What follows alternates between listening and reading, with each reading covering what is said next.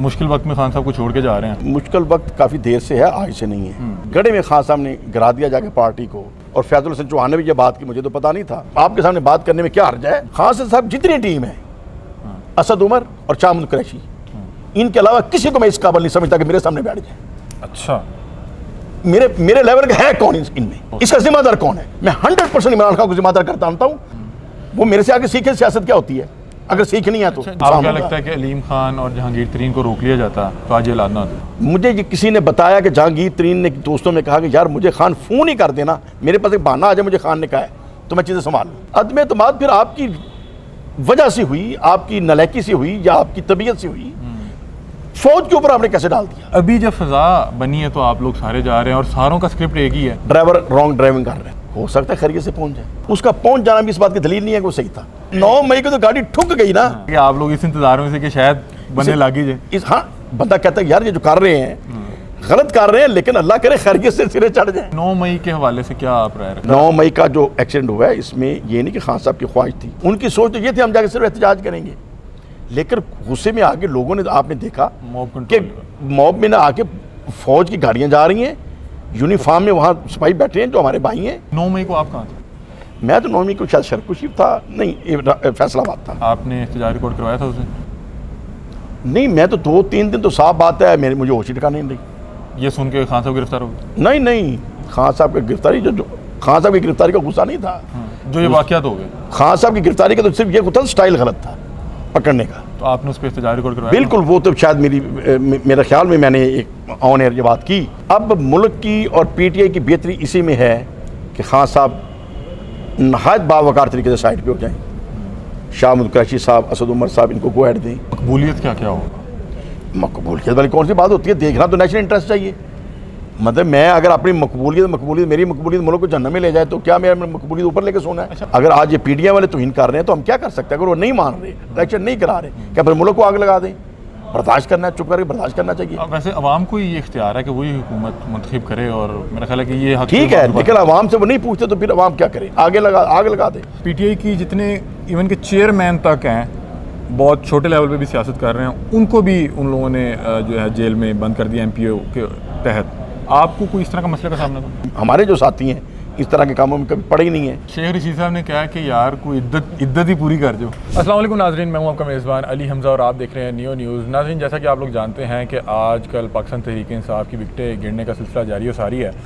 कल जो है फैजुल हसन चौहान, शरीम मज़ारी और दीगर ने प्रेस कॉन्फ्रेंस की और पाकिस्तान तहरीक इंसाफ से इजहार ताल्लुक़ का जो है इजहार किया। आज अभी कुछ टाइम पहले मियाँ जलील अहमद शरकपुरी साहब ने भी बड़ी तहलका खेज़ एक प्रेस कॉन्फ्रेंस की है और इन्होंने भी पाकिस्तान तहरीक इंसाफ से ताल्लुक़ का इजहार किया है। जानते हैं क्या मामला है, क्या कोई प्रेशराइज़ करके या कोई कैदोबंद की कोई मुश्किलात का डरावा दे के पाकिस्तान तहरीक इंसाफ को छुड़वाया जा रहा है? मामला है क्या? शरकपुरी साहब से बातचीत करते हैं। अस्सलाम वालेकुम। जी वालेकुम अस्सलाम। सर, मुश्किल वक्त में खान साहब को छोड़ के जा रहे हैं। देखें, मुश्किल वक्त काफ़ी देर से है, आज से नहीं है। मुश्किल वक्त से उससे शुरू हुआ जब से खान साहब की गवर्नमेंट ख़त्म हुई और पीडीएम की हुकूमत आई। लेकिन अभी तो एक ऐसे गढ़े में खान साहब ने गिरा दिया जाके पार्टी को, जिससे कम अज़ कम मैं तो आगाह करता रहा और भी कई करते रहे होंगे। और फैजुल हसन चौहान ने भी ये बात की, मुझे तो पता नहीं था कि भाई मैं 1 साल पहले मैंने खान साहब को कहा था कि ये बयानिया ख़त्म करें अपना। और फिर जो ये बयानिया बनाया गया मिलिट्री के ख़िलाफ़, वो बयानिया भी गलत था। अच्छा। जो अमेरिका के ख़िलाफ़ बनाया वो बयानिया ठीक था, लेकिन फिर भी बयानिया गलत था। बात ठीक थी कि साइफ़र आया, लेकिन साइफ़र आना कौन सी ऐसी क़यामत वाली बात? वो तो फ़ौजें उतार देते हैं। अफगानिस्तान के अंदर फ़ौजें उतार दी उन्होंने, इराक़ के अंदर फ़ौजें उतार दी। आपको तो खाली ख़त भेजा, आपने छोड़ डाल दिया, ख़त आ गया, साइफ़र आ गया। तो ये भी बात चढ़ाने वाली थी। और ये एक नॉर्मल बात है कि एक कंट्री दूसरे कंट्री का फ्रेंडली रिलेशन है, वो समझते हैं कि यार वहाँ का जो हुकूमत है वो हमारे साथ कंफर्टेबल नहीं है। तो अगर वो कहते हैं कि यार हुकूमत अपनी चेंज करो, तो चेंज तो हमने खुद करनी है ना, करें या ना करें, वो तो ओपिनियन दे सकते हैं। तो उस चीज़ को एक बयानिया बना लिया, एब्सोल्युटली नॉट। ओपिनियन पे चेंज करना ठीक है? नहीं, देखिए, चेंज करना, अगर उस पर कुछ चेंज करता भी है तो जरदारी साहब ने अमल किया, पर वोट तो हमारे पाकिस्तानी थे ना। क्या खान साहब का काम नहीं था कि उन वोटों को ये भी कोशिश करते कि ये टूट के ना जाए? खान साहब ने कोशिश नहीं की? कोई कोशिश नहीं की। एक का नाम बता दें किसको मना करने का है। MQM और ये परवेज़ इलाही साहब के पीछे पड़े रहे कि आपने छोड़ के नहीं जाना, बाप ये वो। देखिए परवेज़ इलाही साहब के अभी जब घर गए हैं, लोग मिन्नतें करके लेके गए हैं और वो भी जाके चाय पी के आए। अच्छा, एक होता है जाके 2.5 लाख करना, अगले से गिला पूछना, अगले को समझाना, कन्विंस करना, जैसे पॉलिटिकल कैंपेन होती है। लेकिन जो PTI के अपने बंदे थे, मुनहरिफ जो थे, ये तो पार्टियां थी ना, वो भी तरले तुरले करके लोग ले गए कि जनाब जाना चाहिए जाना चाहिए, वो तो जाने को तैयार नहीं थे। लेकिन जो अपने बंदे थे, जो मुनहरिफ हुए, उनमें से किसी एक का नाम बता दें किसको खान साहब ने फ़ोन भी किया हो। लेकिन उस टाइम ये तासुर पाया जा रहा था ना कि शायद पीछे से कॉल्स आ रही हैं और बताया जा रहा है कौन रहेगा, कौन रहेगा। देखिए मैं समझ रहा हूँ, जब मेरे जैसा बंदा जो एक जूनियर तरीन आदमी है, MNA रहा हूँ, ज़िला नाज़िम रहा हूँ, सिंपल अभी MP था, कोई मेरा सियासी ग्रुप शुरुप नहीं है, वन मैन शो है हजूर मियाँ साहब रहमतुल्लाह अलैह के सदके। तो मैं फील कर रहा था ये गलत हो रहा है। ये आप 9 मई के बाद महसूस कर रहे थे कि जो नहीं, जब गवर्नमेंट टूटी नहीं थी, अदम एतमाद शुरू हुई थी, ठीक है ना। और मैंने बुज़दार साहब के सामने जब एक मीटिंग हुई, प्राइम मिनिस्टर तशरीफ लाए हम MPs को हौसला अफजाई के लिए, तो मेरी कुर्सी बुज़दार साहब से 2-3 कुर्सियाँ बाद साथ ही थी। तो मैंने प्राइम मिनिस्टर साहब को कहा कि सर ये बुज़दार साहब की ड्यूटी लगाएं, महमूद रशीद साहब को साथ ले लें, मियाँ असलम के पाल को ले लें, मैं साथ चलता हूँ, हम ये जहांगीर तरीन साहब को, ये ना अलीम खान साहब को, इनको राजी करें और अपना ग्रुप स्ट्रॉन्ग करें। तो अब बात जब मेरे सामने कही तो खान साहब फरमाने लगे कि नहीं वो तो कहता है मुझे चीफ मिनिस्टर बना दें। मैंने कहा सर वो उनकी अलग एक सोच हो सकती है, ख्वाहिश हो सकती है, लेकिन हमें पार्टी के लिए तो हालात के मतलब बनाना चाहिए और हम घर चले जाएंगे मना लेंगे। तो खान साहब आगे खामोश हो गए, कोई इस बात को ना उन्होंने पसंद किया, ना किया, ना हाँ किया। बाद में मैं चीफ मिनिस्टर साहब को 2-3 दफ़ा कहता रहा, वो मेरे साथ एग्री थे। मैंने कहा मैंने आपके सामने प्राइम मिनिस्टर को कहा और प्राइम मिनिस्टर गलत कर रही है, यही मैंने कहा, मैंने प्राइम मिनिस्टर गलत कर रही है, ये चीज़ें बेड़ा करके होगा और बहुत नुकसान होगा। क्या लगता है कि अलीम खान और जहांगीर तरीन को रोक लिया जाता तो आज ये हालात ना होते? मुझे ये किसी ने बताया कि जहांगीर तरीन ने दोस्तों में कहा कि यार मुझे खान फ़ोन ही कर देना, मेरे पास एक बहाना आ जाए, मुझे खान ने कहा है तो मैं चीज़ें संभाल लूँ। अच्छा, ठीक है ना। लेकिन एक तबीयत के अंदर ऐसी चीज़ है, लेकिन बाहर वो इशू नहीं है, वो तो चलो हो गया, नहीं आपने कहा चलो कोई बात नहीं, हम समझते थे कहना चाहिए था, आपने नहीं कहा, अदम एतमाद हो गई। अदम एतमाद फिर आपकी वजह से हुई, आपकी नलायकी से हुई या आपकी तबीयत से हुई, फौज के ऊपर आपने कैसे डाल दिया।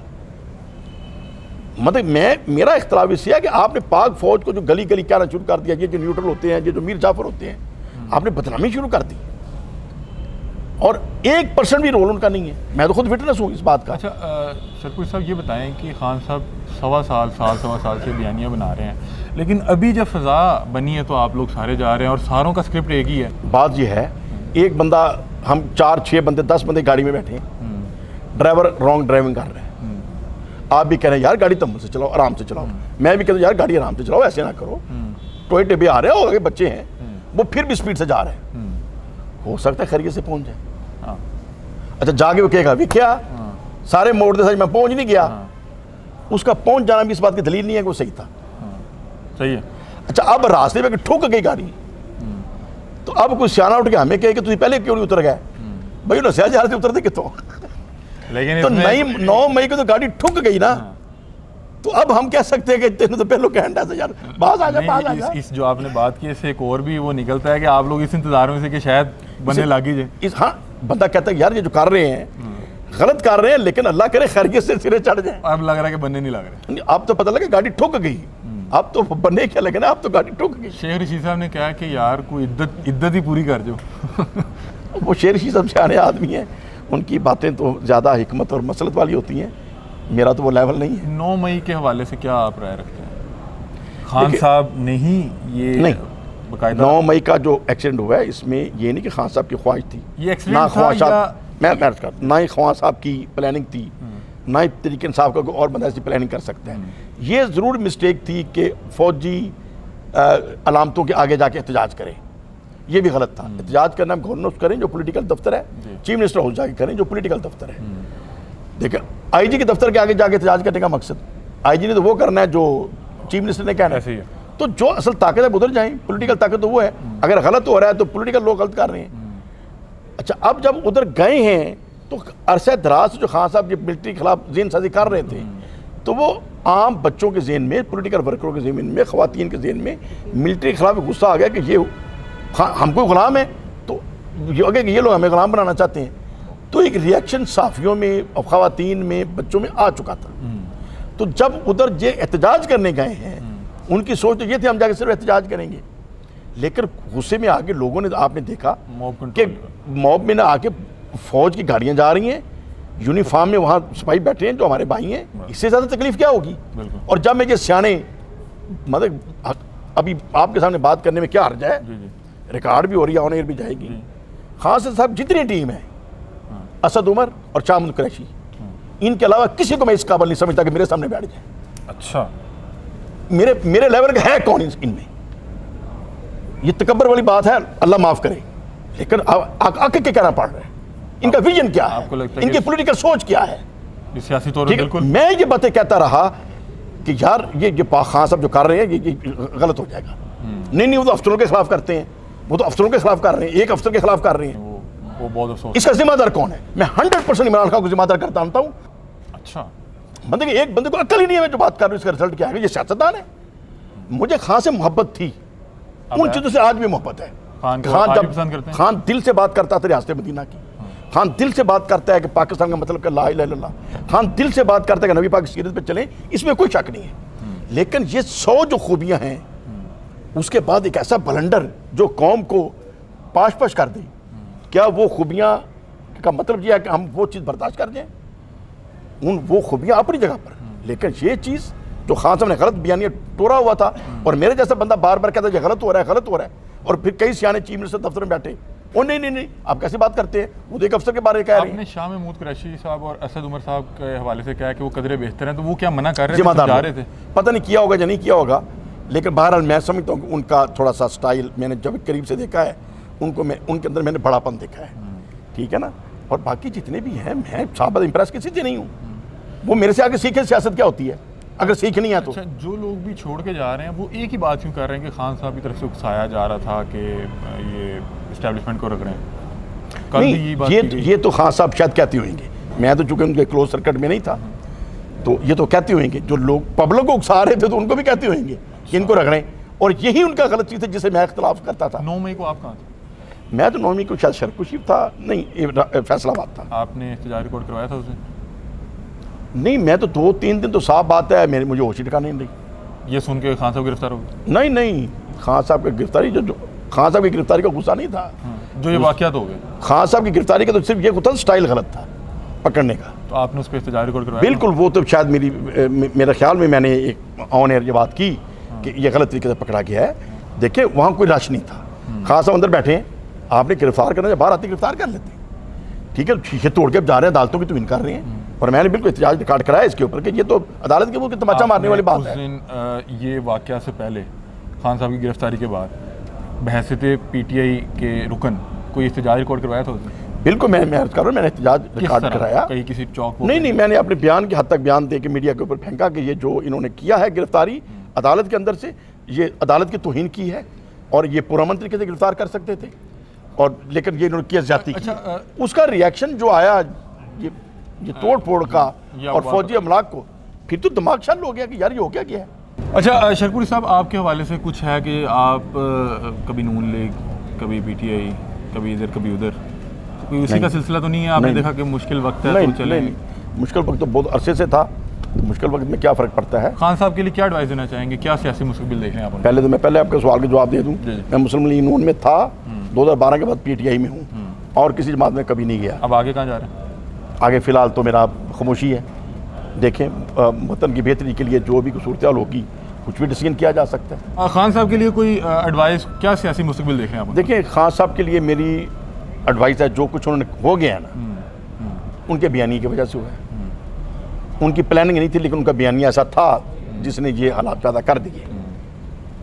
अब मुल्क की और PTI की बेहतरी इसी में है कि खान साहब नहायत बावकार तरीके से साइड पे हो जाएं, शामुल कुरैशी साहब, असद उमर साहब, इनको गो हेड दें और कह दें कि ठीक है यार, मेरे स्टाइल की वजह से अगर इंतशार आता है तो मैं साइड पे बैठता हूँ, आप लोग चलाएं, और इसमें मेरे ख्याल में कोई हर्ज नहीं है। मकबूलियत क्या क्या होगा? मकबूलियत वाली कौन सी बात होती है? देखना तो नेशनल इंटरेस्ट चाहिए। मतलब मैं अगर अपनी मकबूलियत मेरी मकबूलियत मुल्क को जन्नत में ले जाए तो क्या मेरा मकबूलियत ऊपर लेके सोना है? अच्छा, आप क्या देखते हैं कि अगर 20 साल बाद जब हिस्ट्री लिखी जा रही होगी, आज जो कुछ हो रहा है इसको किस तनाजुर में देखा जाएगा? क्योंकि उस टाइम जब भुट्टो साहब को इस तरह किया जा रहा था या किसी भी मकबूल लीडर को जब इस तरह उस पर हालात तंग किए जाते हैं, तो 20 साल बाद हिस्ट्री उसको किसी और एंगल से देख रही होती है। देखिए ये बात ठीक है, मतलब कि एक सिक्योर टाइट तो नहीं करनी चाहिए और इंजीनियरिंग नहीं होनी चाहिए, पॉलिटिकल प्रोसेस चलना चाहिए। अभी जो खान साहब का मुतालबा था या जो जायज़ था कि 90 डेज़ के अंदर अंदर सूबाई असम्बली के इलेक्शन आए, जो नहीं कराए इसकी पीडीएम मुजरम है, ठीक है ना, और आइन तोड़ने का वो बायस बने हैं। आइन टूट गया, आइन की तौहीन हुई। लेकिन मुझे ये बताएं एज ए पाकिस्तानी मैं सोचूं तो ये पाकिस्तान में आइन की तौहीन तो अयूब दौर में भी हुई, ज़िया दौर में हुई, मुशर्रफ दौर में हुई, तो हमने क्या कर लिया? अगर आज ये पीडीएम वाले तौहीन कर रहे हैं तो हम क्या कर सकते हैं? अगर वो नहीं मान रहे, इलेक्शन नहीं करा रहे, क्या फिर मुल्क को आग लगा दें?